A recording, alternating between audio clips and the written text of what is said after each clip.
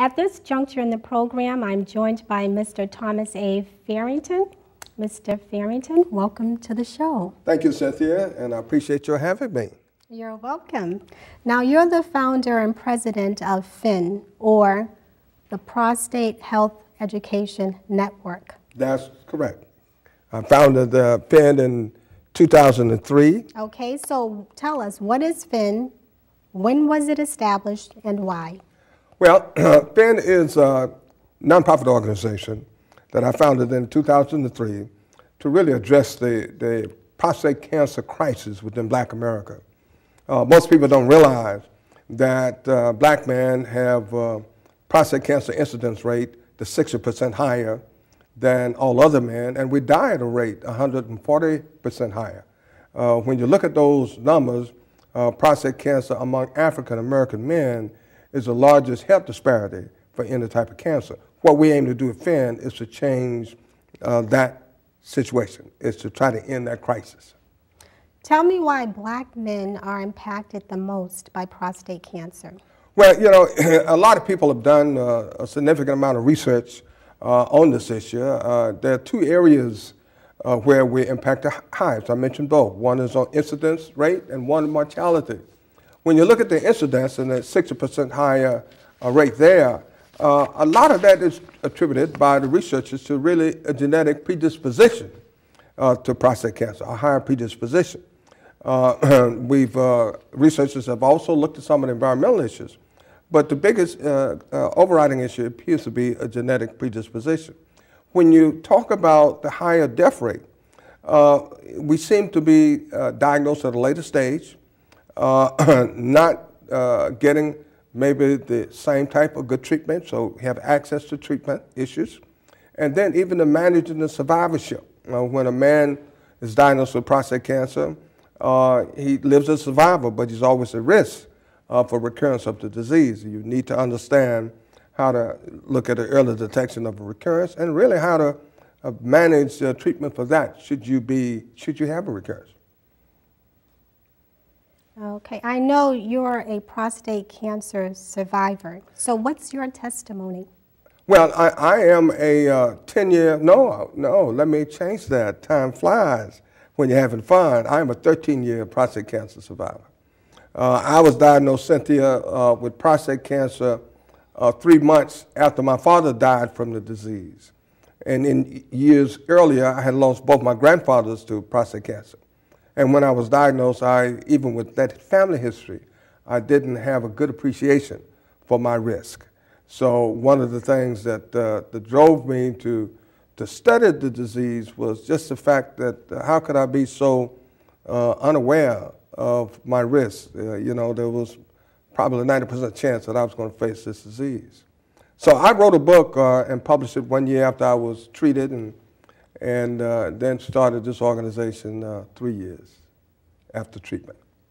Okay, it seems to me that they weren't cognizant of the fact that prostate cancer ran in the family, and when you came along, you did what you did, and that paradigm shifted.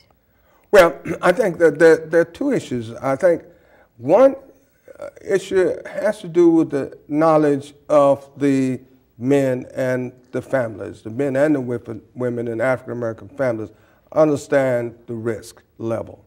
And in my family, even though we had that history, we never sat around the dinner table and talked about, you know, there's a great likelihood that I could face prostate cancer. And the other issue deals with the knowledge of the medical field and how they address that issue. When I was getting my annual checkups, the doctors were not telling me because of my family history. In fact, they didn't ask me about my family history as it relates to prostate cancer. So they really were not dealing with me as a high-risk man. And you know, when I was diagnosed, I had to take some steps that maybe if I'd been diagnosed earlier, I would not have taken. Now, luckily, I've been very blessed because I'm a 13-year survivor with no real side effects from the treatment of prostate cancer.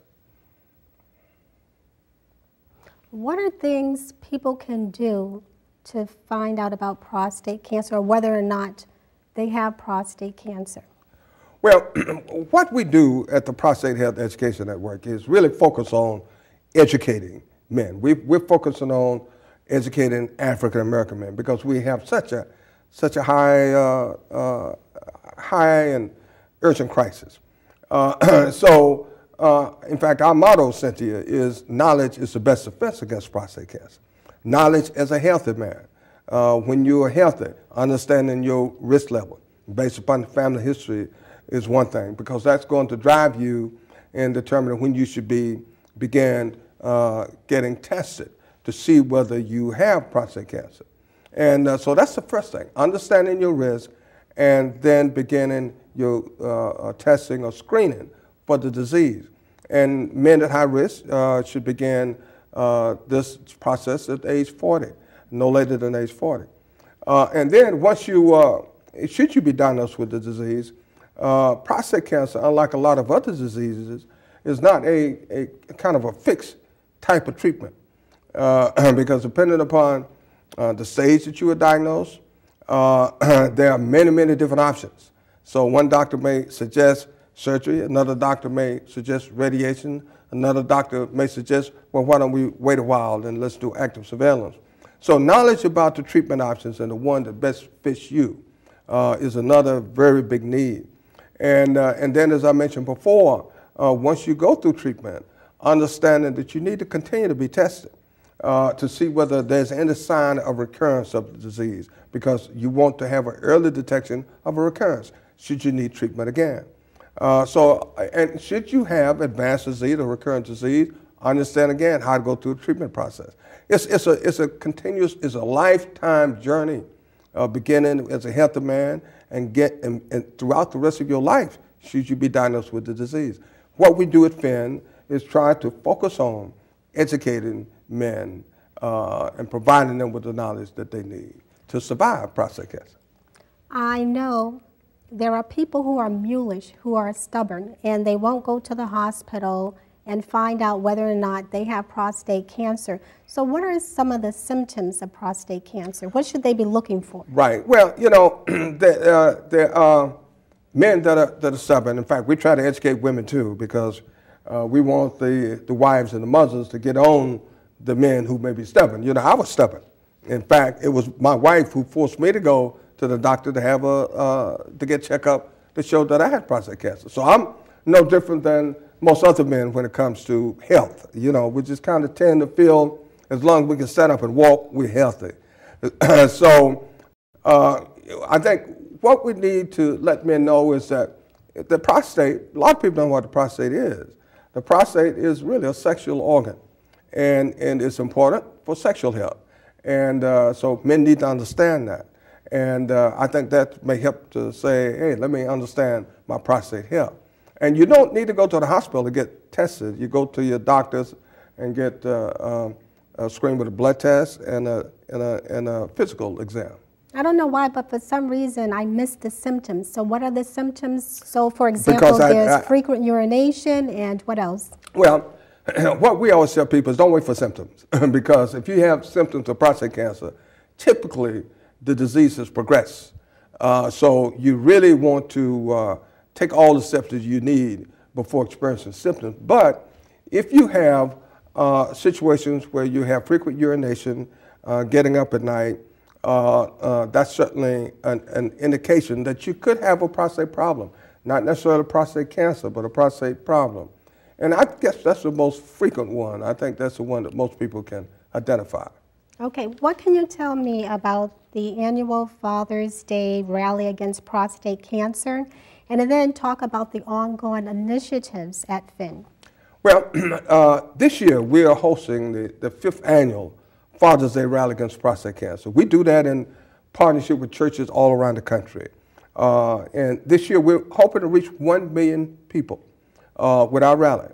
And the beauty of our rally is that it takes place within each church. Churches join us for this rally, and during their regular services on Father's Day, these churches recognize prostate cancers within their congregation, their family members, and the family members of those who have lost loved ones to disease. So they all come together for prayer, and that's what churches do. So we ask the churches to do what you do. Pray for those in need within your congregation. And the beauty is that people usually shocked at the number of people that stand up because they didn't realize the level of this crisis within their midst. And then, so it also prompts those others to say, well, maybe I need to better understand my risk. And so it helps them decide to go ahead and make that decision to get tested. Now, on this year, we're doing something a little different with our Father's Day rally. We are also hosting education symposium in a number of cities. And the one that we're going to host here in Boston would be at 12th Baptist Church on Saturday, June 15th. The Father's Day rally in churches on the 16th, and on Sunday the 15th, we're doing the symposium with 12th Baptist Church. Okay, repeat the date and the place.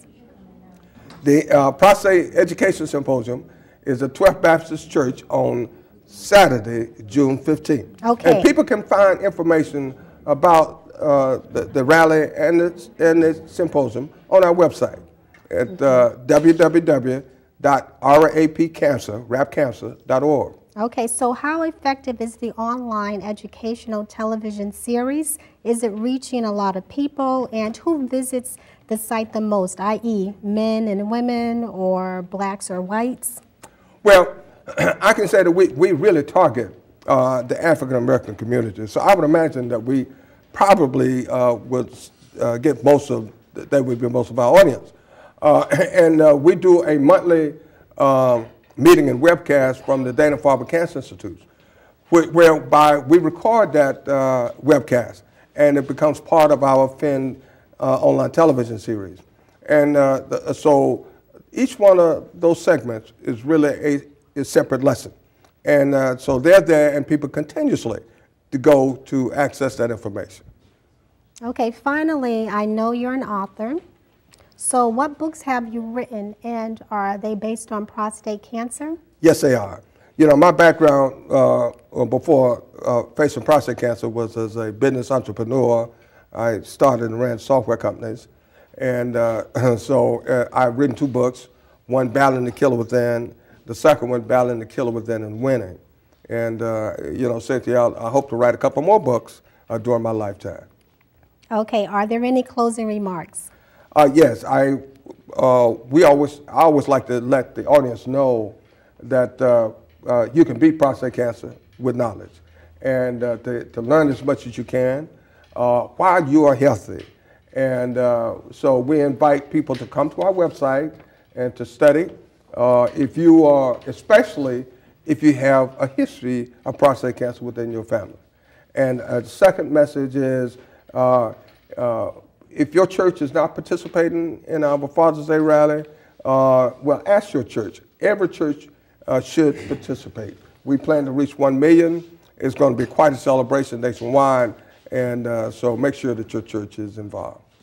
Okay, Mr. Farrington, thank you for coming on, and good luck with your upcoming events. Thank you, Cynthia. It's great being your